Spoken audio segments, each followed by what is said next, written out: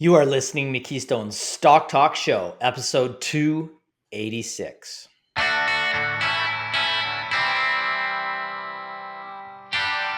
If this is your first time listening, then thanks for stopping by.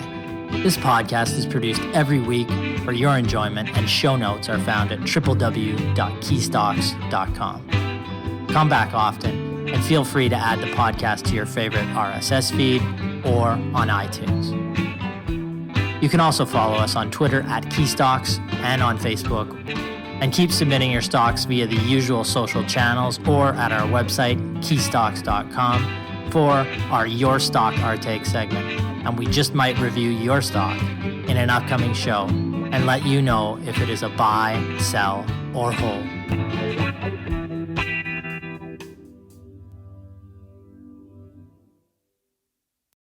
Great to chat with you again this week. We are back from another successful World Outlook conference in Vancouver, chatted with hundreds of clients and new investors. Aaron's going to kick off this week's episode with a piece on the tariff situation, providing some details, historical context, impact on investors, and in his view, what may happen. I provide a small excerpt from my talk at the 2025 World Outlook conference, detailing some commonalities in Keystone's past 10x stocks. In our Star and Dog segment, Brennan begins with a quasi-star in Converge Technology Solutions, symbol CTS on the TSX, a software-enabled IT and cloud solutions value-added reseller, which saw its share price rise after announcing it will be acquired by private equity firm HIG Capital. His dog of the week, Fluence Energy, symbol FLNC on the NASDAQ, dropped 50% on Tuesday after it reported weaker Q1 2025 results and lowered its full year 2025 guidance. Brennan will let you know if the drop for the company, which delivers intelligent energy storage and optimization software for renewables and storage, is justified.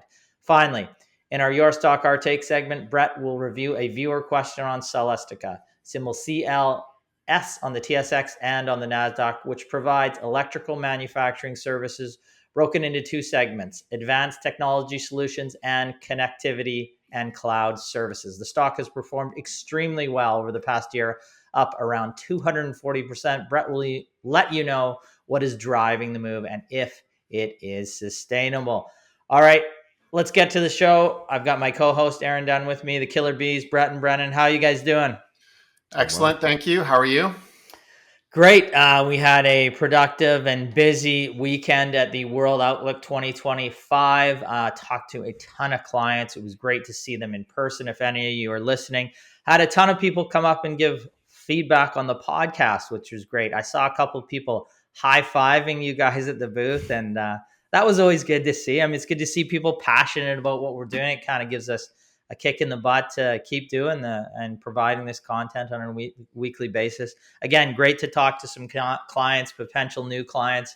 I had 3 or 4 dinners with some companies that were in town there as well. So busy weekend, but rewarding. And it was great to talk to the great audience that is there every year. 800 to 900 people in attendance, and there's like 2,000 or 3,000 that watch this event every year. If you missed it this year, you can watch it online. But it was a great event, and we came up with some good talks there. I think myself and Aaron, and recommended a few companies for the attendees and audience. Obviously, all those companies recommended to clients well before the Outlook as well. And now, so of course, the lead up to the Outlook, takes a lot of our focus for the, the week before. Mm-hmm. And this time, especially because Ryan and I are doing our keynote presentations, we want to talk about what's going on in the markets, how we see 2025 kind of playing out, and with a lot of news occurring just the week before the event. We were reviewing everything and just making sure that we're clear in what our message was. But now that we get out of the event, it's like, you're facing the rest of the year, and there's a ton of research on our plate, which we're really excited to get into. And for clients on that front, we've just introduced 4 or 5 new companies over the past month into coverage in our US and our Canadian small cap. And we're introducing likely new companies coming up. So exciting time in terms of our research. Really gets into in the financial industry. We get into our conference season coming up. We'll kind of highlight where we're going over the course of this year, and should be interesting. But there's again news in the we're going to talk about tariffs. Obviously, Aaron's going to go into a segment. I just wanted to say that I saw this morning the Liberal leadership race is again in full swing. The candidates are on the campaign trail, trying to vie for your vote, but I see them trying to buy your vote. Chrystia Freeland, again, I saw she plans to cut taxes for the middle class, and we've heard that before from the Liberals, eliminate the GST on new homes for young Canadians. Sounds great. It does sound great. The plan there is to cut the goods and service tax for first-time home buyers. GST relief would apply to homes worth up to $1.5 million, could save young Canadians as much as $75,000 on the purchase of their first home. Look, I get that politics is all about vote buying. It's not vying for your vote, it's for buying your vote. But the problem with politics I see in politicians today is to buy votes. They give you these one-time headline-grabbing giveaways. Does nothing to fix the structural problems that this country faces. Kind of Band-Aid solutions is what I'd call them. Real leadership would put out a real plan that involves long-term goals, such as potentially, and this is going to come into focus, has come into focus, our dependence on U.S. trade, a better deal with the U.S., responsibly developing our resources. But again, those take long-term plans, decades to develop, and they don't gain headlines. But they're good, sound decisions, and that I see lacking in today's political environment. We can blame the politicians, but I blame the people of this country as well. Shallow and surface views and understanding of general economics. They voted for this. They have continued to vote for this, and that's what you get when you continue to vote on surface issues. You don't get long-term plans, and you get a country that right now is in trouble. Our dollar is in trouble right now, and there's solutions, but they don't get fixed overnight. You're going to have to take some pain short term to probably invest over the long term. And when I see the big headline promises from Freeland here, it doesn't surprise me, but I see same old, and I'd like to see something changed. That's my soapbox for today. There you go. Well said. All I'm hearing is you like higher taxes. Yeah, of course. Especially for young people. Yeah. All of you should pay young. The problem with this, and more. this is like you said, this is just the way that politics works, and it's unfortunate, is that there is a group of people who are in position to say, purchase a home over the next year in Canada that would benefit from this initiative, whatever you want to call it, from Freeland. So they would benefit because they would get the benefit of that. But as you're injecting more demand into the market because you're injecting cash or you're making it easier for people to buy houses, you're just going to continue to push prices up. So it does nothing to help, people that will be in a position to maybe buy a house in a couple of years or the next generation, or it does nothing to help them. But what it does is it secures a certain number of votes from a small percentage, or I should say a smaller percentage of the population that would immediately benefit from this, right? And, if that is the most important thing for you and that makes the difference, then, somebody's going to be highly motivated then to give that politician their vote. And that's essentially the way that it works. Like you can't promise things to large groups of the population because they're too expensive. But when you start, finding niche things that you can promise smaller groups of people, even if it doesn't benefit, the overall country longer term or anybody else, you just have a higher probability of pulling in those votes. And as you said, it's an unfortunate feature of politics. It's unfortunate. I mean, look, I have a 19-year-old. I think he'd like to be able to afford a home at some point. I know he would. And, that would help. But it's just a gesture. It's not a plan to grow. Like, how are you going to pay for that? Because you have to pay for that somehow. and let's have the plan that's going to take decades to put in place that will actually grow our economy long term. Well, if housing affordability is so challenged because there's so much demand and lack of supply, and the only way to fix that is to increase the supply. I mean, just doing something that's going to result in higher demand in the short term isn't going to fix that affordability problem. But it allows you to make a big headline and grab some votes. And it really is, I'm not talking about, it doesn't matter what it is, a GST holiday, anything like that. These one-time events that do nothing to fix structural issues in our economy. And they disgust me. Not like, I'd love to make it more affordable. I don't think this one-time item, it, like Aaron said, it probably increases the demand and could drive up some prices in the short term. Yay, well done. But it frustrates me that these are really simple. It is a vote buy. That's what it is. And I'm saying there's a simple concept. The understanding just goes to getting the votes, not to fixing anything structural. I can beat the dead horse, but we said that a million times. Anything else, you guys? Any takeaways from the outlook? I mean, I saw you guys having some great conversations. Good to talk to some clients. Anything that stood out, or absolutely nothing? You're still too tired from the weekend to even speak. That's probably the one thing that I will say is my one Calgary flight to Vancouver, because I had a layover in Calgary, was delayed. Ryan came to the rescue and got me on a different flight, so I was actually able to get there that night. But I was kind of sad because there was on the Friday, you guys were at the booth and you said that a lady had came up and basically was saying that she listens to the podcast and that her husband is from Prince Albert, where I'm originally from. Yes. And she said that she was going to come back and introduce herself. And I never ended up seeing her on the Saturday, which I was kind of sad about. Well, you can thank WestJet for that, right? We've had Air Canada issues. Now we've had huge WestJet issues. Had to get you on a completely different airline. I was driving in. I'm stuck in Calgary. I won't be in until the next day. That was your voice. Exactly. So we got you on another flight. That was good. But yeah, you missed that day. And Brennan actually likes engaging with clients, and he missed some of the clients on the first day. And like you said, it was disappointing. So if that person is listening, Brennan is saying hi now, right? That's yes. Yeah. Send an email into our social email or whatnot, and we can jump on a call. The one person that wanted to talk to Brennan. Yeah, he wasn't exactly. there for him. Just kidding. All right. I think that we don't have a poll question, so we're just going to move on. We'll have a new poll question for next week. Aaron's got obviously some thoughts on the tariff situation, very topical. So we're just going to dive straight into that this week.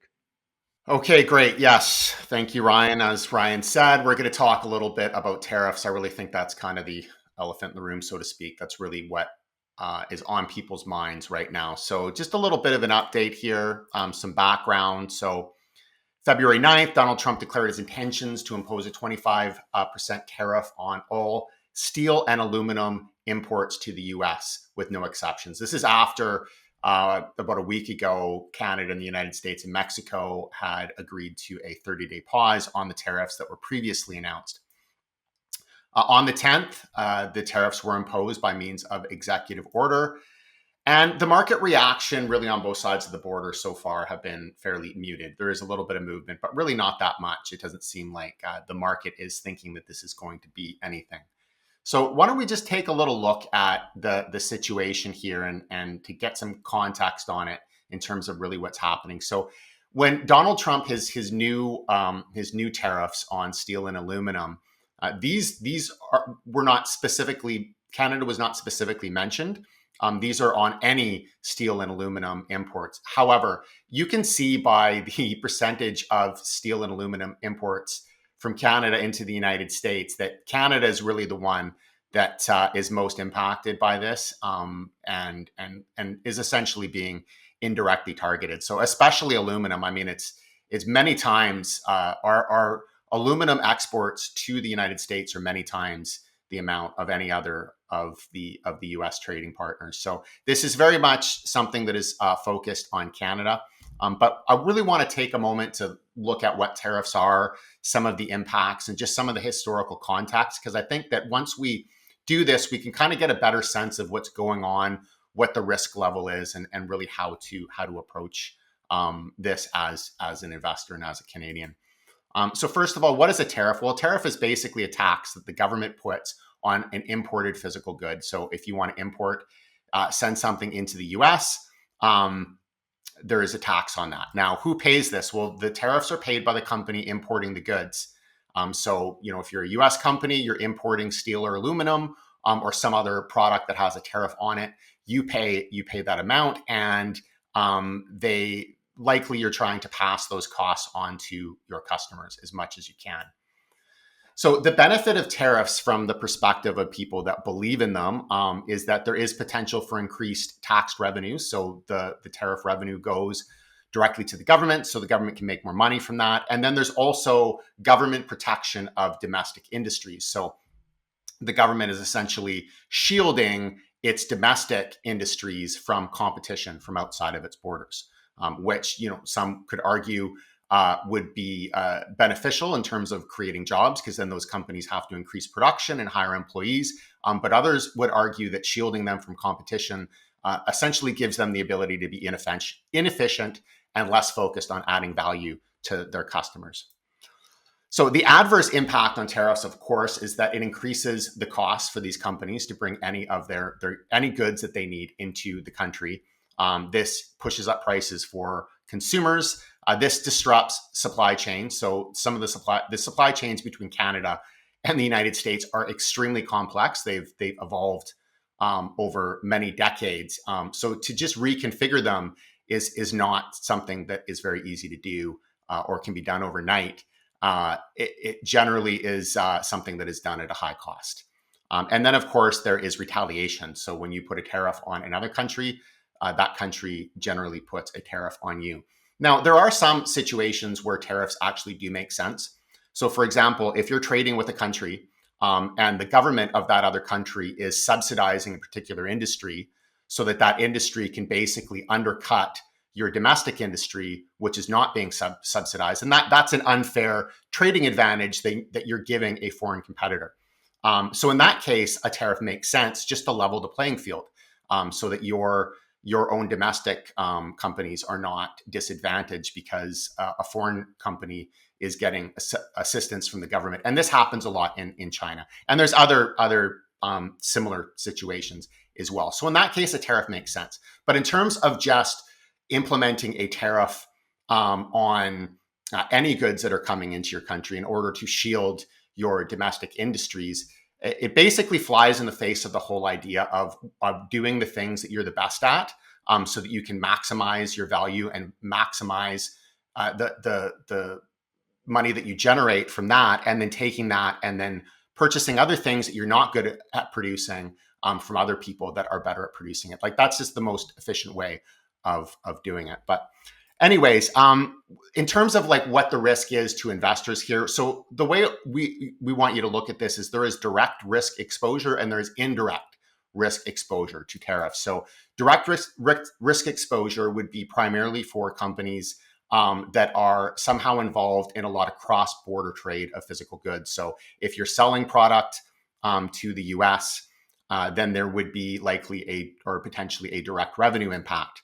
But also if you're importing other goods from the US in order to produce your own goods, like, for example, if you're importing raw materials, then those input costs will increase. So in both those cases, the direct risk exposure could mean lower revenues and higher input costs. And then there's also indirect risk exposure. So this is really what do the tariffs do to the overall economy, right? So if, for example, the tariffs were to impact the manufacturing industry in Ontario, well, the manufacturing industry is very directly exposed to the tariff risk. But if the manufacturing industry has challenges, then that's going to spill over into other industries. The manufacturers might have to lay people off. Those people won't be spending as much money. So all industries get essentially have some level of direct or indirect risk exposure. What that level is really depends on a lot of different things. It can depend on how cyclical the company is, how flexible it is in terms of finding new customers and new supply chains, and also just the magnitude of the tariffs and how strong the economy is. If you have some tariffs that are implemented when the economy is incredibly strong, it may slow the economy down a little bit, but because the economy is already so strong, it might not have a very visible impact. But the weaker the economic situation is, the more of an impact we would expect it to have. So what I want to do is just look at the historical context here, because I think that's really important, because this isn't the first time we've been through this with the Americans and Donald Trump. So we actually went through a very similar situation during Trump's first term. So how did things turn out then? Well, in March 2018, Trump announced 25% tariff on steel imports and a 10% tariff on aluminum imports to take effect June 1st. On May 31st, Canada announced its intent to impose retaliatory tariffs. Now, one thing you're going to notice here, Canada didn't impose the tariffs or make anything official right after Trump made his announcement. They waited until the day before the US tariffs were intended to take effect. So then on July 1st, the Canadian retaliatory tariffs take effect. And they strategically, what Canada was doing is they were strategically targeting products from US states where that were key to Republican support, right? So they weren't just doing blanket tariffs on everything. They were identifying products that would hurt the states where Republicans really needed the support. And this was very strategic. And it was also effective because less than a year later, on May 17th, 2019, US and Canada announced an agreement to lift the tariffs. So the tariffs were eliminated. Then in August of 2020, Trump came back. He said that he's announcing a plan for a new 10% tariff on all Canadian aluminum products effective August 16th. And then, of course, Canada again announced its intention to impose retaliatory tariffs. And then by the 15th, Trump calls the tariffs off before Canada's retaliatory measures can take effect. So we've gone back and forth on this. Now, the tariffs were in effect for a little bit less than a year. But ultimately, things really normalized eventually. And that is largely because tariffs really aren't good for anybody. As I said, there are some good strategic reasons why tariffs make sense, but it really kind of ignores the whole idea of doing what you're good at and then letting other people taking advantage of what other people are good at. And that's how these extremely complex supply chains evolve over time. So there's been a lot of research on it. Some was from, I believe this is the Peterson Foundation. So basically what the research was that tariffs, at least from the Peterson Foundation, is that the tariffs would only create about 8,700 jobs in the steel industry. Some other research was saying that it would actually destroy 75,000 jobs. So it would create jobs for steel companies because they have less competition, and other American companies would go more to domestic suppliers. And this was estimated to result in an increase in overall revenue for the steel industry in 2018 of $2.4 billion. But it raised costs by $5.6 billion. So this is a situation where, you're benefiting one industry, but at the same time, the cost of that the cost far outweighs that. I think of my own situation. I'm trained in finance, so I'm good at finance related things, and that's where I focus my effort on, and that's where I can generate my maximum amount of income.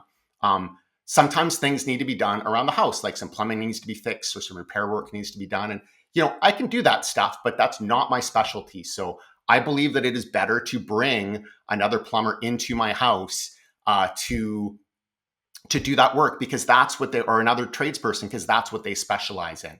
And if you look at it, maybe I could do the work, but it wouldn't be done as well. It would take me longer. And I could make the argument that, well, here I'm saving this money. But if it ends up that I'm saving something like $10 an hour, the cost of saving that money is far higher than the benefit. So this is basically the reason why I think that things normalized over time. So now we're at round two. So we're basically right back at it. In November, after the election, Trump threatens 25% tariffs on Canada, citing a wide range of different issues that changed over time. This included border security. In December, Canada announces a $1.3 billion investment into border security. Then on February 1st, Trump imposes the 25% tariff, and Canada immediately announces its retaliatory response. And then the next day, the tariffs are delayed, right, by 30 days until the start of March. So seeming like there's going to be a crisis, but crisis averted. One of the things that the Americans said was that, well, Canada agreed to strengthen the border security, citing the $1.3 billion investment, but that was announced in December. So that was not something that Canada did to essentially get this 30-day delay. So we think we're out of the woods, but then just on February 10th, Trump signs another executive order imposing a 25% tariff on all steel and aluminum imports. Okay, but here's the kicker. These aren't expected to take effect until March. So really not much has changed. And the reality is that the tariffs that Trump originally put on steel and aluminum, that it's called Section 232, that actually never got eliminated, and that actually stayed in force through Biden. But what happened is that there's all these exceptions that they put forth. So Canada essentially received an exception, right? So we weren't, that was when they came to the deal in May, just before a year, the year anniversary of the tariffs. So really what's happening here is it's not even a new tariff. He's just removing Canada's exception and he's increasing the tariff on aluminum. But what I think that, and this is the reason why the market has such a muted reaction, is that what does this actually mean? Does this mean that the other tariffs, the other 25% tariffs on everything that were scheduled to come in March are now not going to go in, and that these aluminum and steel tariffs will, or that this 25% aluminum and steel tariff is going to go on top of the other 25% tariff? So you're actually going to have even a higher tariff? Or does it mean that they're just trying to dominate the news cycle and create a lot of noise? So I'm thinking probably the latter, because nobody really knows what the intention is, and I don't think that the Americans seem to realize that either. So as I said, there's a lot of different reasons why there are mutual incentives to work something out, and we have seen something worked out in the past. It's this repeated cycle of threats, tariffs, and then working something out. But just one little slide here from Visual Capitalist, which is an interesting site if you wanted to check it out. It's the top export markets for U.S. states. So I think Canada, I haven't counted them all up. Canada's the top export market for around 30 out of 50 of the U.S. states. And if you take a look at this map, most of those states appear to be red states that are pretty key to Republican support. So this gives me a pretty good idea of why these tariffs never seem to stick. And we certainly cannot predict the future. And I will say that Donald Trump, if anything, is unpredictable. So I'm not trying to predict what he does, what he's going to do. But what I'm looking from the track record here is I'm seeing a lot of showmanship. I'm seeing a lot of noise. But I'm not really, when it comes to actual changes, I don't think that there seems to really be a will to make actual changes. It appears to me that there seems to be a will to dominate the news cycle as much as possible. So what does this mean for investors? Well, I would say the market seems to probably have a good sense of this right now, which is why the market's reaction has been fairly muted to all of this. When somebody continues to say things and not follow through, people just begin to become more deaf to it. Now, again, it doesn't mean that I think we shouldn't take this seriously. I think we should take it very seriously. But I also think that Canadians also have to remember that we are not in a weak position. We're actually in a fairly strong position. The U.S. It would be potentially fighting tariff battles on many, many fronts. And I don't think that moving forward with a policy that isn't going to produce any tangible benefit, but is going to produce, definitely going to produce tangible declines in economic output and employment. I just don't think that that's something that anybody has the appetite for. But we will wait and see. The whole point here is, don't overreact. In some ways, when you look at the way they're operating here, it's even almost a little bit pathetic and a little bit of a joke. And we just have to remember that we've been through this before, and we were able to work it out. So I would say I think, I'm not going to put words in his mouth, but I think the Donald wants a deal, And if he can, come to his base and say, I got a deal, whatever it is, if it makes sense. But again, sense, that's about the showmanship as opposed to like, if he can claim a deal and he can claim some type of a victory, like he did with the now Canada's going to invest 1.3 billion into border security, like they already said that they were going to do in December. Yeah, he can make that a victory, right? But it's I think that this is more about the show than it is about tariffs, right? I mean, well, again, we'll wait and see. We'll have to see what happens. And there may be part of it taking advantage of a lack of leadership near term in Canada, like for sure. If I think he's trying to. Yeah. I don't know. If so far unsuccessfully. Yeah. So we'll see how it plays out, and we certainly in our recommendations, we're looking at all companies in there and to see which companies would have the most exposure. But many companies are able to either pivot, or some have absolutely zero exposure. Many do, and then some.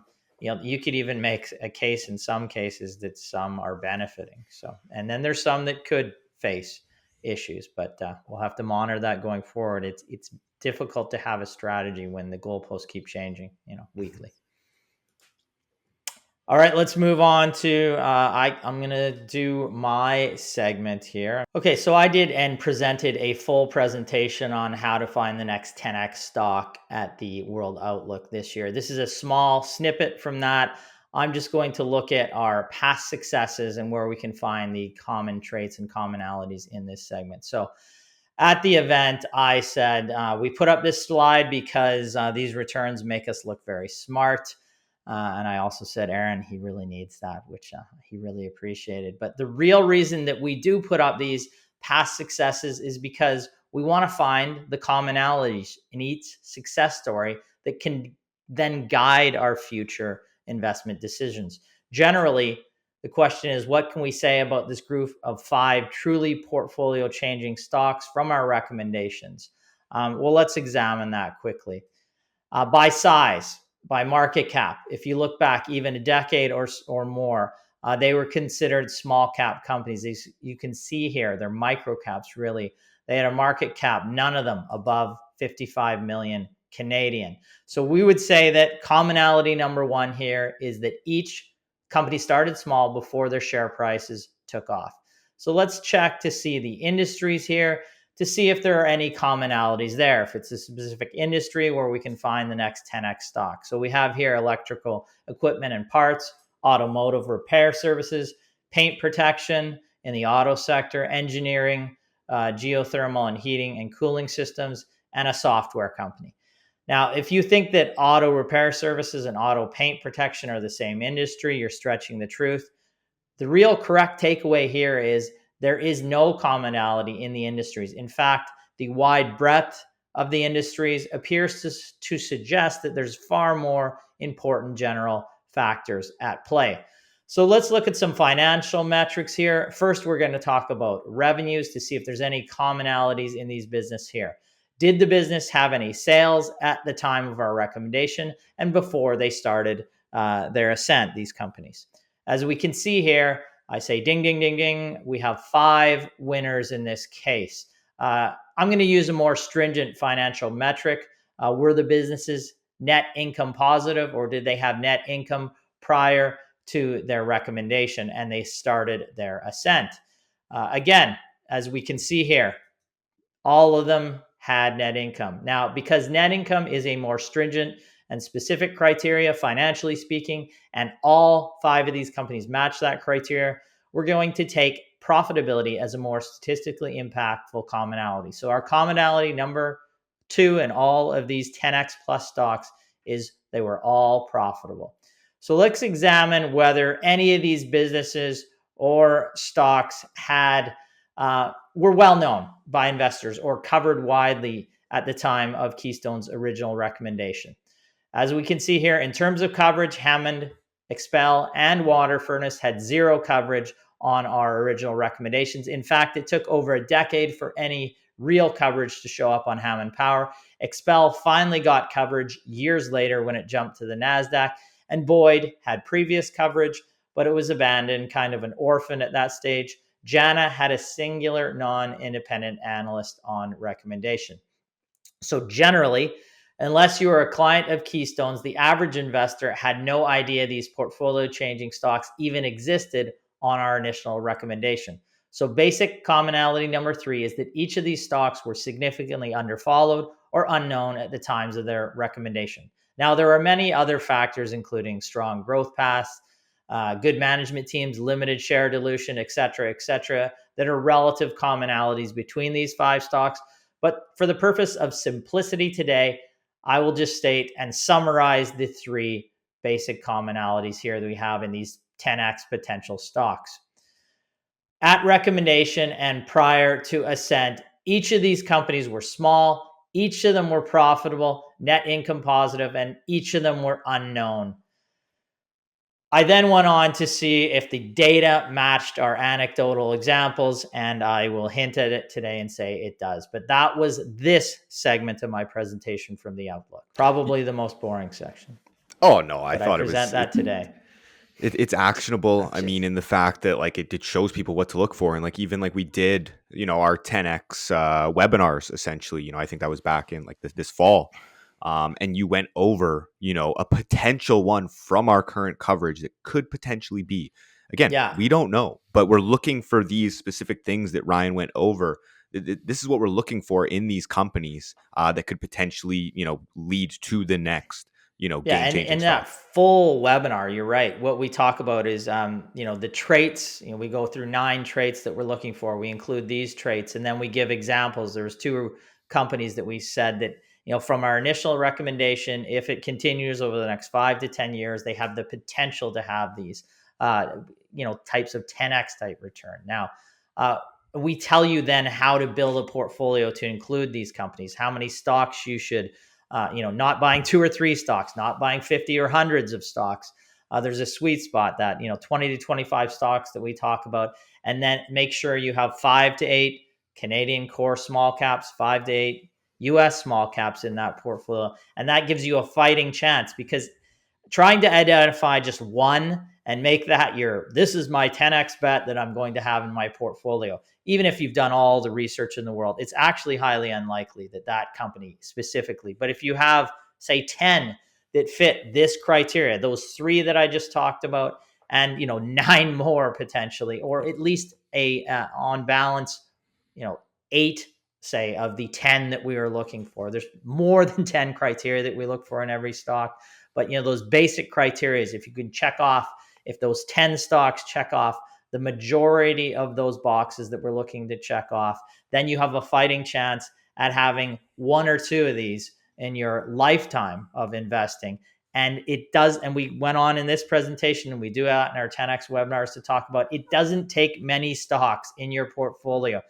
Warren Buffett, he credits about a dozen investments in his 58 years on this planet that have made him one of the richest humans on earth. And again, that shows you this gentleman became one of the richest humans by picking really great companies once every 5 years. So, you're not looking for many. If you could have 2 or 3 in your entire lifetime, you can generate true wealth. And that's what we're trying to convey to investors. And I think it is a way of thinking about your portfolio that is certainly not seen from the traditional financial advisor. And that's how we can be different. And it really is an important factor, and it really helps you grow your portfolio the long term. We can show you how to build it that way. So that's a little snippet of the section we're looking at, what we're looking at when we look for a 10x stock.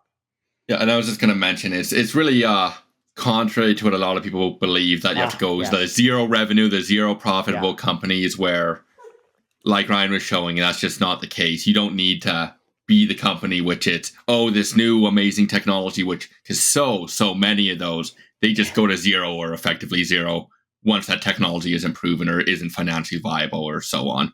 Yeah, it's a really good point. How many times have you heard, I want to get in early, or you got to get in before they're profitable, or you got to get in before the big news comes. No, it sounds reasonable. If you hear that, of course I should get in before. But you look at the data, and the data doesn't lie. 9 out of 10 were profitable before they went higher. So you're playing in that sandbox where you've got a better chance than if you're going in the 1 out of 10 sandbox. That is not where you want to be playing. You want to play where you have the best chance, where the odds are stacked with you, not against you. I mean, it's fairly simple when you actually look at the data where you should be.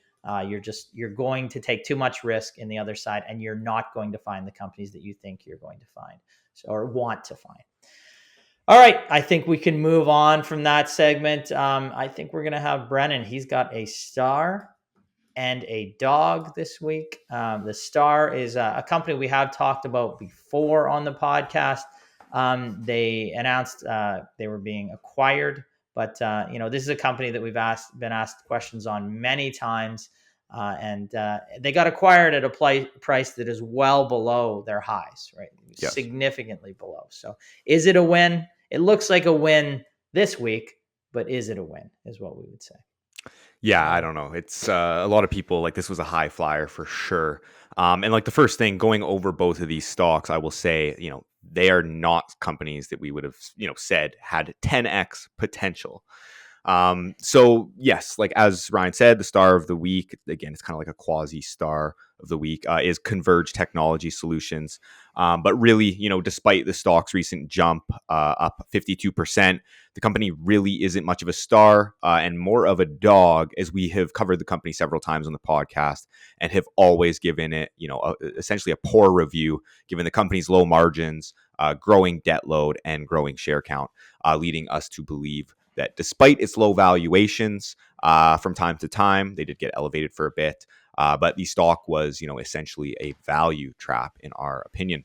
So Converge Technology Solutions, CTS on the TSX, currently trading at a price of $5.40 with a market cap of about $1 billion and a dividend yield of about 1.1%. So they are a software-enabled IT and cloud solutions value-added reseller. They focus on delivering advanced analytics, application modernization, cloud, cybersecurity, digital infrastructure, etc. So, like I said, I have covered Converge several times on the podcast now. The first time was in October of 2020. The second time was in March of 2022. And the third time was in May of 2023.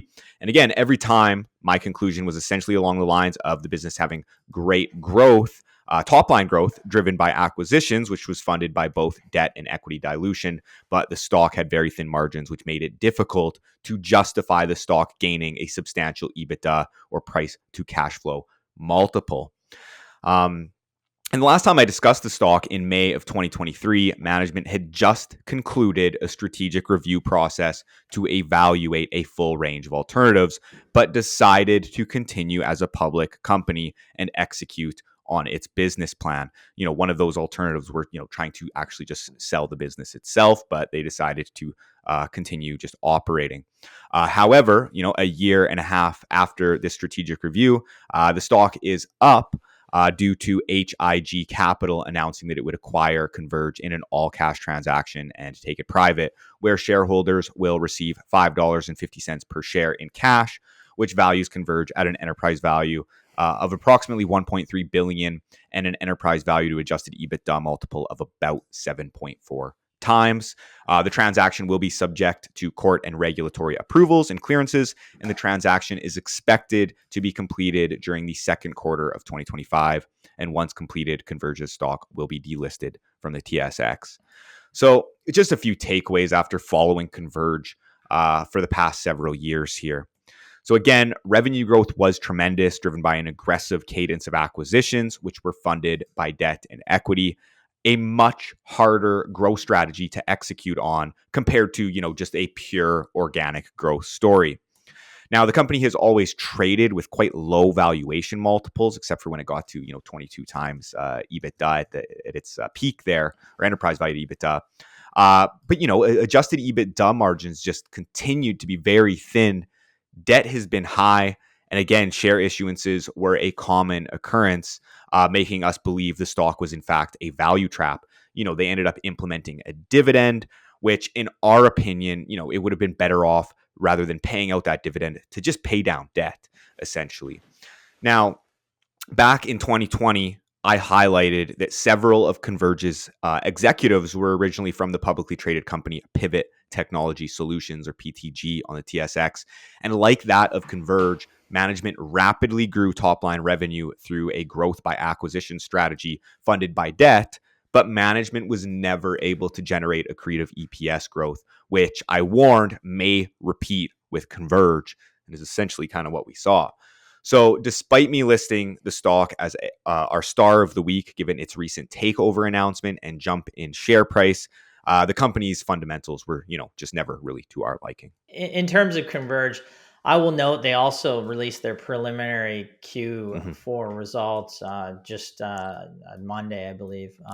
And gross sales were up 2.2%. Revenues up, I guess, 4.6%. in the quarter, adjusted EBITDA, an increase of 3%, and there was a loss of $21.2 million in the quarter. So, the business, there's not a ton of growth. What we saw initially, just this company went out, issued a ton of shares, made a ton of acquisitions, built up, they had a net cash position, built up a ton of debt, and then just started selling off assets because, it's for us, low margin business, don't like the way it grew, promised higher margins, really never got there. And in the IT services segment, we were able to just midway through this year buy a company that has, 15 to 20% EBITDA margins. And that stock in about 6 months is up 160%. So there are other small cap related companies in Canada that you can buy.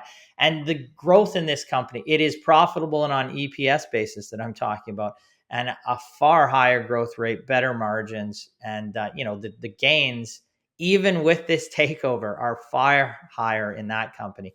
And, if there wasn't a takeover bid here, which I would question who is buying them, I got to say, to be honest, with the margins that they've had and the lack of growth there. But even with those gains, the gains would be far better with the company we're talking about. And, that's what we're looking for. Just a business that's growing top line. And we're talking about organic growth in that business versus the only growth in this business really was by acquisition.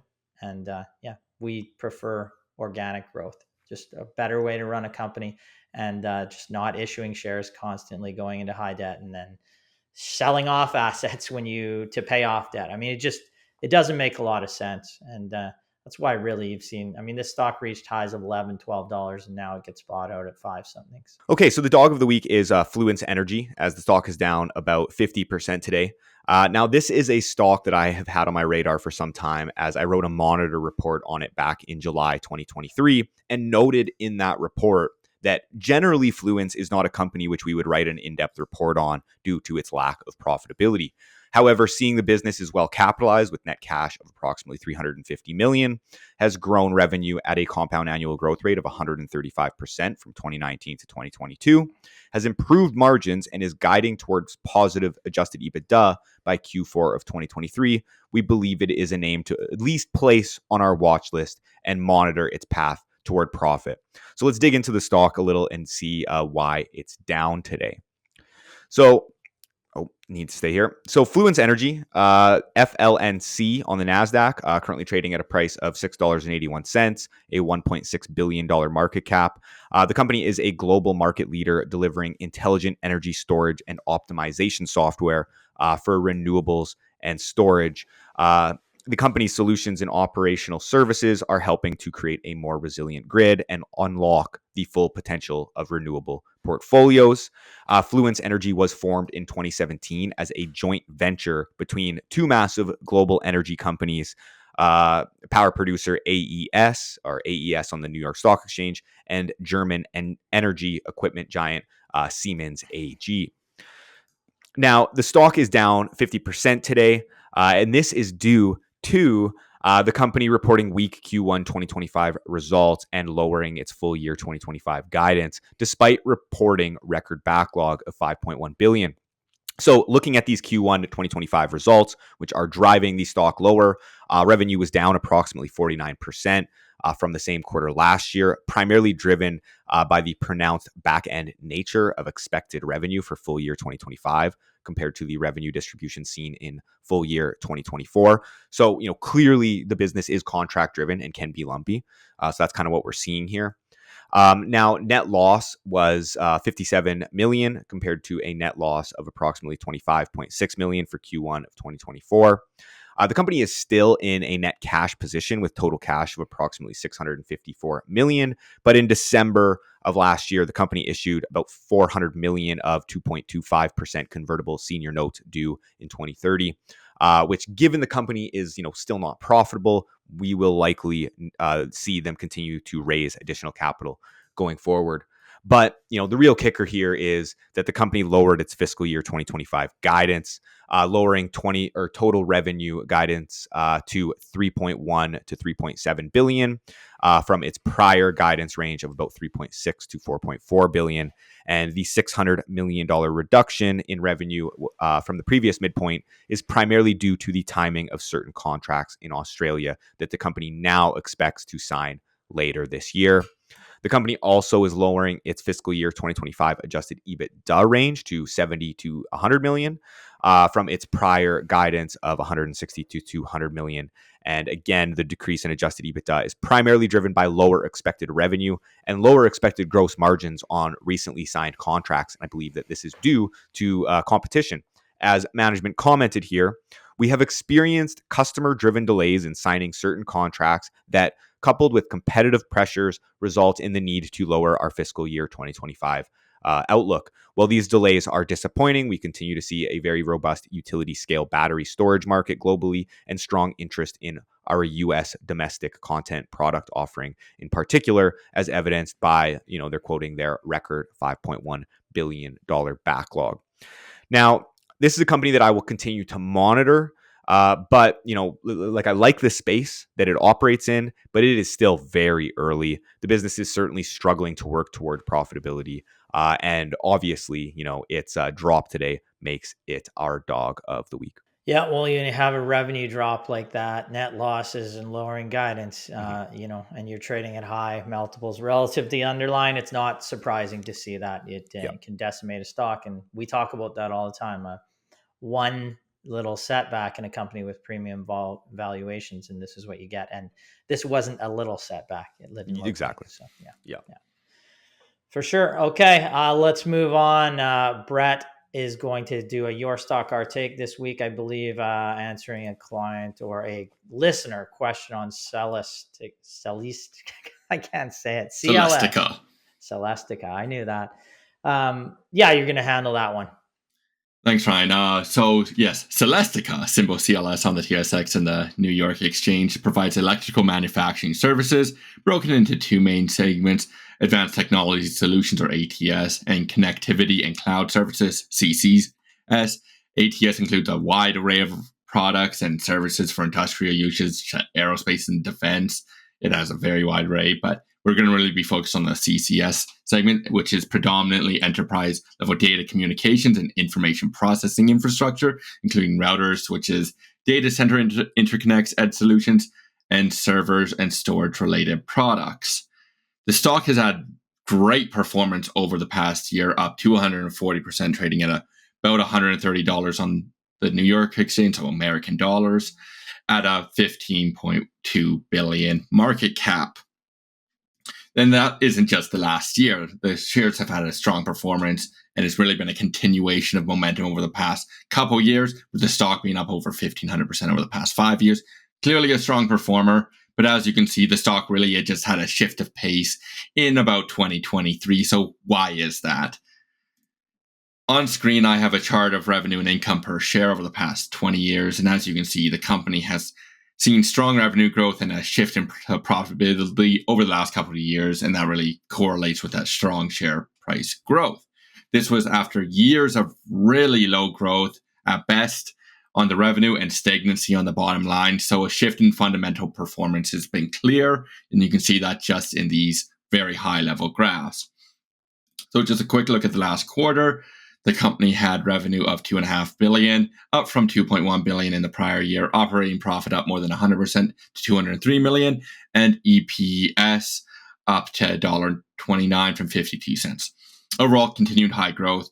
As well, notably, the company repurchased 300,000 shares, which they have been consistent with over the last decade, dropping the share count by about 24% over that past decade. So consistent share repurchaser. So that's really how you expect your capital returns with a company like this. But the growth, now we can dive into that, is really attributed to the server build out due to AI spend. It's the 2023 story that's continued through 2024, and we'll see if it continues through 2025.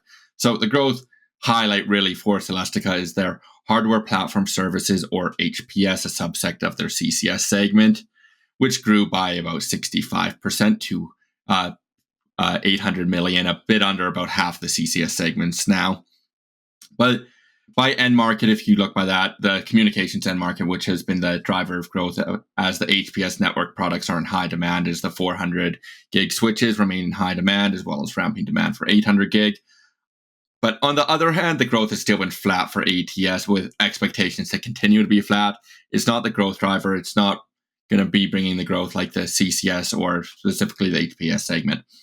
But generally, the shift in growth within the CCS has been what's been driving the share of revenue. It's been driving the revenue growth overall, and its share of revenue has increased to 68% from 57% in Q1 2023, with communications increasing to 46% from 36%. So that you see it's just become a bigger portion of the business because of such rapid growth rate. The growth has also allowed for margins to improve as well. Non-GAAP operating margin from Q1 2023 to Q4 2024 has increased from 5% to 6.8%. Just a very strong improvement for just such a historically low margin business. And that is including the ATS segment. The CCS segment's a bit higher. So to put that all together, the company's products, switches, storage, racks, and so on have had just a massive influx in demand due to the AI build out, and that's really just been reflected in the financials of the past couple of years. And the company expects to have continued benefits from the 800 gig rollout of their 800 gig switch rollout and the upcoming 1.6 terabyte rollout or terabit in 2026, as AI machine learning optimized server racks. They're focusing more in that area. So shifting to the balance sheet, it is relatively strong. It has a net debt position, but it's only $373 million, resulting in a net debt to EBITDA of about 0.5 times. So no really concern at this level of profitability or even just absolute debt levels for a company this size. The company has released guidance for 2025, which was raised from prior guidance, which is obviously a good thing to see for the company. The company is now expecting revenue of $10.7 billion, implying growth of 11% from $9.6 billion in 2024, adjusted operating margin of 6.9%, adjusted EPS of $4.75, implying growth of 22%, and a free cash flow of $350 million, implying growth of 14%. So we can use those management guidance to get some rough forward valuations. Of course, management guidance, it can always change throughout the years, especially when you have such a dynamic market, which like they are in right now. So they forward-looking adjusted PE of 27.5 times and forward price to free cash flow 43.3 times, much higher valuations than what the company has previously had. But that's really granted due to stronger growth. You'd expect those valuations to improve because you're going from really flat or no growth business to quite strong growth, especially in that CCS segment. In other words, the company really went from that multiple expansion, and that's due to that improved growth prospects.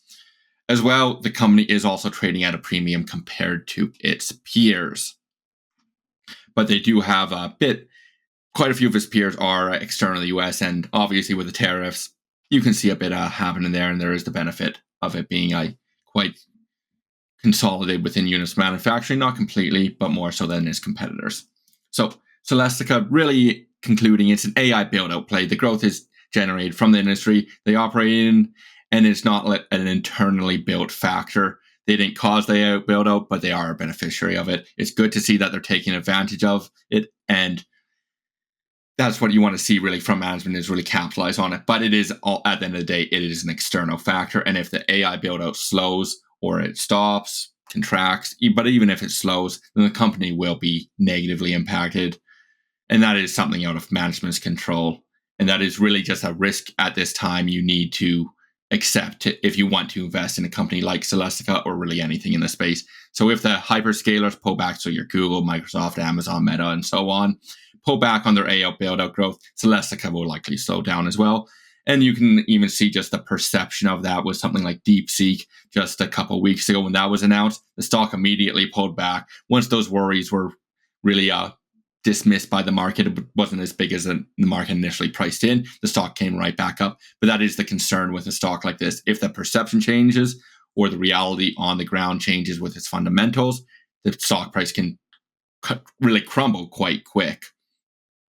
And when it is a company like Celestica, you've seen the upside of its economies of scale over the past couple of years. But then if you start to see a slowdown, you can see the reverse of the economies of scale once the revenue slow down, lower margins. Not saying that will happen, of course, but that is a risk you wouldn't want to be aware of. So, as I said before, the stock is really trading at a premium. If the build out continues at really a breakneck speed, the shares could continue to move higher, but any slip up could cause both the stock's underlying fundamentals to be impaired as well as the valuation to contract. Overall, the risk reward isn't the most appealing at this time, but by no means is some absurd valuation like we've seen elsewhere in the AI space. Generally, I would like to see a bit more margin of safety on the valuation basis.